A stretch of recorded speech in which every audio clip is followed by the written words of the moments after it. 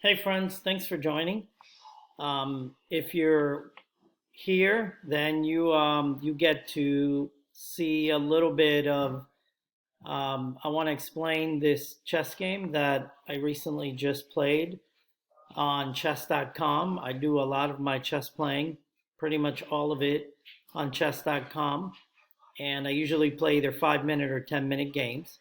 So here I'm playing this gentleman, and he's Australian. Well, there we go. And we get to this position where I'm playing the white pieces. And to understand this, you need to at least know how the pieces move, and you need to have a little bit of understanding for chess. So I'm gonna try to explain a lot of it, but in this game, we're gonna get to a position in chess that's called Zugzwang, and I believe that's German, and it's a term in chess that means no matter what the opponent does, any decision they make, they will lose the game when you're in Zugzwang. So I want to get to that, so I show you, but this is really the key moment in the game. Black has managed to go up a pawn. So if you count the material, you'll see that black has an extra pawn. But as compensation for that, I have the two bishops, and it's an open position, right? The pawns are not blocking everything up. So I kind of like that. I'm down a pawn, but it's a blitz game, and I'm the one with two bishops, and I think that puts pressure on the opponent. So I'm happy. And so in this position, it's black to play, and he plays b6, which is it's an interesting move. I think he's worried that I'm going to play bishop here, and skewer the queen after I exchange knights here. So I would take knight, and he would take back, and then I play bishop here. The queen has to get out of the way, and I can take this pawn. So he decided to play there. Of course, I play rook d1 to attack the queen. And then he moves out of the way. And this is the key position because he makes a blunder that allows me to win a piece. I was not expecting to win a piece, but if you let me win a piece and get more material in chess, then I'm going to do that. And so I take knight here, and the correct move is black should take with rook. Black would take with pawn, but he tries to play an in-between move where he takes my queen, and immediately I'm going to win a piece. And how does white do that? I mean, well, I don't want to capture with pawn. I just capture with the bishop that I was going to lose anyway. And so I'm up a piece, and that feels really good. But here's the situation. I trade rooks, and the reality is, even though I'm up a piece, I'm down a pawn. And if it gets to a place where he can trade pawns, he can always sacrifice his bishop for my last remaining pawn, and then I wouldn't be able to checkmate him. So I have to be really careful. So I need to activate my pieces. The most important piece right now to activate is my king. I get the bishop out of the pawn chain because I'm afraid he'll start pushing and lock my bishop in. King up. He plays bishop over. Again, my pawn's protected. I play back mainly because I want to control this diagonal a little bit. Pawn up, and I want to see if he'd be willing to trade bishops with me. Of course, he doesn't want to trade bishops. I mean, if he trades bishops, then I have a piece, I have a bishop, he doesn't have a bishop.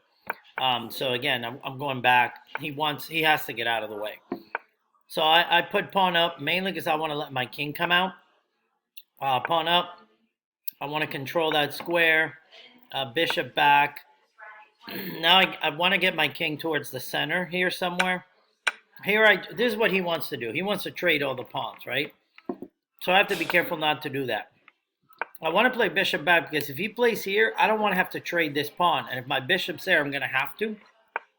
So I play bishop back. He does play there. Now, I don't want to take. The fewer pawns there are, the harder it becomes for me to win.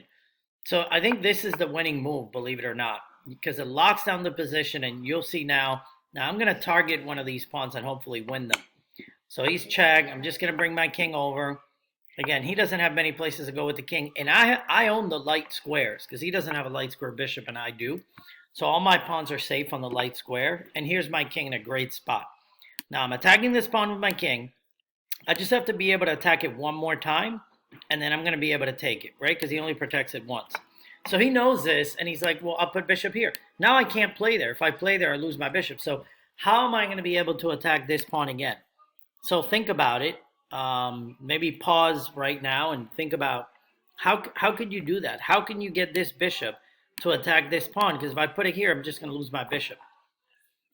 All right, of course, bishop a3 is the right way to do it.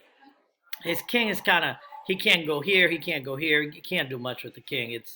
It's pretty much stuck there. And my king is in a great, Jose Raul Capablanca, who's my favorite chess player, used to say in the ending, you just have to find the right square for your pieces. So I think this is the right square for the king. Pawn up. Now, of course, I play here. Now, I'm threatening to win this pawn. I can't do it yet because he's protected twice and I'm attacking twice, okay? So I have to find a way to get this bishop to move. So he plays here, and now here's the key move. I lock down all the squares.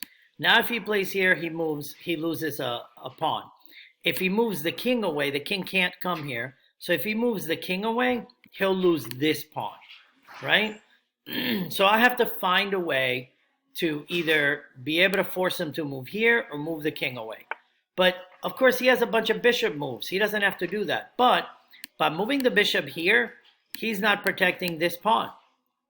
So what if I could attack this pawn and this pawn at the same time in a way that his bishop is not here?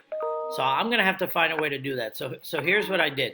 So here's what I do. Let's go back to this position, move 47. So he plays here and I play here. Now, I don't want to play there because if I play there, he just plays back here, right? So I need to like waste a move. So I'm wasting a move by doing that. Now when he plays back here, I play here. Now he's stuck, right? Because now if he moves the bishop this way, I just take this pawn. If he moves the bishop this way, I take this pawn. And if he moves the king, I take this pawn. And if he moves this pawn up, I take that pawn. So this is the position known as Zugzwang. Notice, I'm going to go back a second.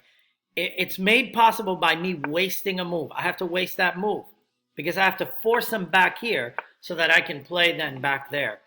And so this is like, in chess, this is considered I think it's really beautiful. It's a work of art because you have to really figure out the position. And now, no matter what he does, he loses. And so basically my opponent resigned. He gave up. Because you imagine if he plays like, I don't know, whatever he plays bishop here or he plays bishop here, then I'm going to be taking pieces. And he just resigned. Okay, so that's the position known as Zugzwang in chess, or the concept known as Zugzwang. So I invite you to take out a chessboard, play a move, and have some fun with chess. And if you want to play online, there are a number of places to play. If you're under 13, there's a great site called chesskid.com. And then anyone over, you can play at chess.com. All right, so I hope you enjoyed this short video.